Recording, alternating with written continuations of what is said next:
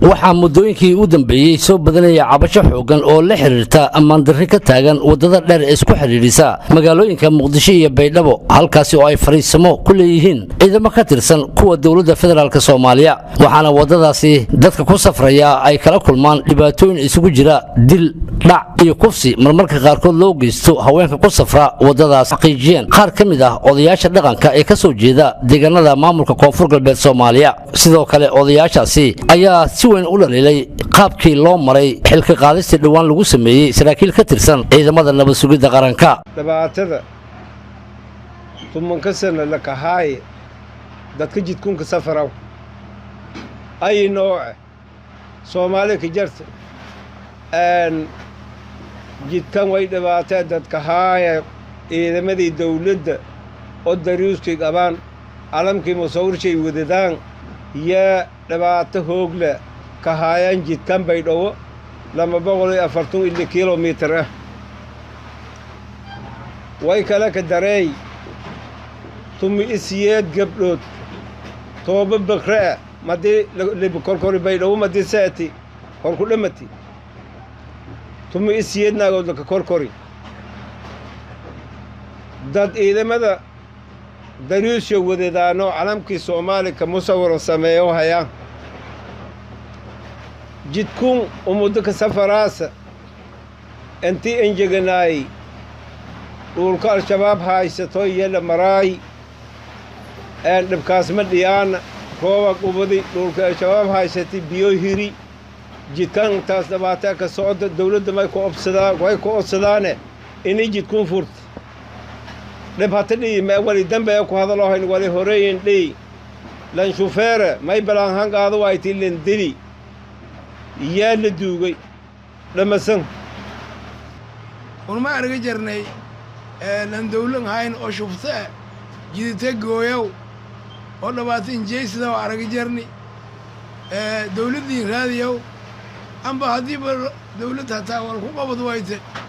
qabaa'ilka ma arkino intii silqaamaan arday Malaysia suubsaas ku reebay arga jarni lan dawladda adereeski dawladda qaba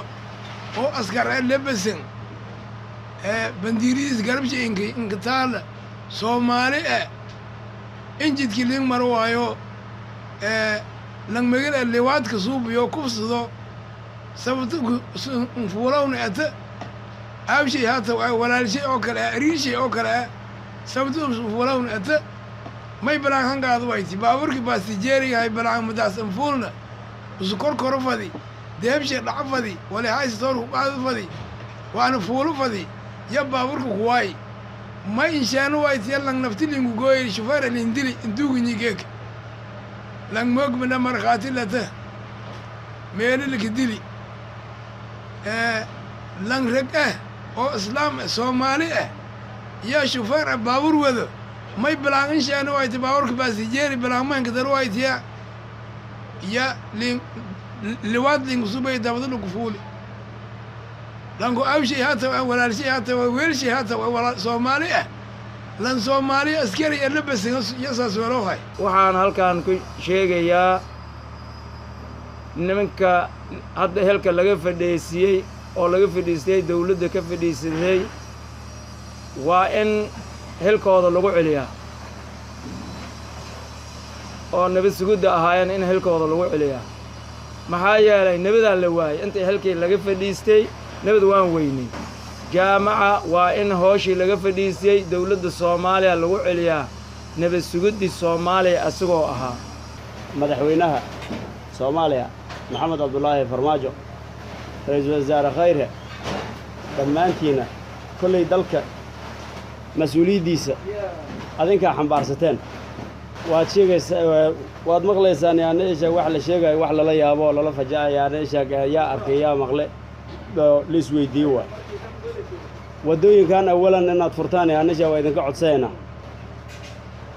مدن مدحوين أذيو رئيس وزراء هذا أنت اللي إذن دورتي الموعد كينوا أفر سنة لبسنا وإذا دمانيسا لبسنا يعني هرسن حلقان إسبد الحوقنا يعنيشة شعبوينها سوماليات كدير سدال اللي إذن كدونا دذلك إننا ميرا هسي أهاتي يعنيشة وحي umuuqata oo dadweynaha Soomaaliyeed meel kasta joogan la isweydiinaya waxaad ka bixi weydeen yaani sheeg nin mas'uul oo xil ka qaadan oo yaani sheeg mas'uul cusub loo doorto bishii gudaheed waxaa laga yaabaa yaani sheeg saddex nooc kala duwan yaani sheeg inaad isku mashquulaan waa laga fiican yahay intaad yaani sheeg ummadii oo indhahaydu ku haysay goormeed wax u qaban doontiin mudane madaxweyne goormeed dalkii ammaankiisa yaani sheeg hoos loo fiiriyo doonaa dawladdii ayada isqabqabsi iyo yaani sheeg isdabajiid ka bixi la'san mid wasiir lagu dhagan yahay mar yaani sheeg xildhibaan lagu dhagan yahay mar yaani sheeg gudoomiye baarlamaan lagu dhagan yahay mar yaani sheeg shaqaale dawladeed lagu dhagan yahay xalkii hadduu uu dhaafi waayo Soomaali weyn yaa u maqan arrinkaasita waxaan isleeyahay dad mas'uuliyiin ah tihiin yaani sheeg dadaan wax u sheegayna ma tihiin hoos isu fiiri oo yaani sheeg nidaamkan waxa laga bedelo ha hilmaamin subscribe iyo like say dhiirigelin inoogu noqoto muuqaalada cusub ee faa'iidooyinka iyo qiimaha leh ee joogtada